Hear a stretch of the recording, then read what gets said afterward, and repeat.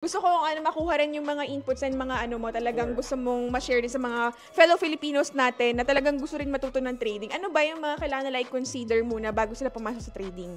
Yan. Una is they must have a goal. Bakit sila papasok to begin with in trading? Kasi it will start with the proper mindset eh. Kasi example, if titingin nila sa trading is solusyon sa kahirapan kaagad, ang end up, na-frustrate. But at the same time, kung ang goal nila sa trading is an additional source of income and probably it can replace their job, nagkakaroon ng progression. So, kailangan maayos. Ba't ba ako papasok ng trading? Is it an opportunity for me to scapegoat? Or is it an opportunity for me that I can scale one at a time and pwede ko siyang gawin hanggang retirement and can add more income to me? So, in that way, mako-consider mo, magkakaroon ka pala ng bawat stage ng pagdadaanan. Hindi ka masyashock kung may talo.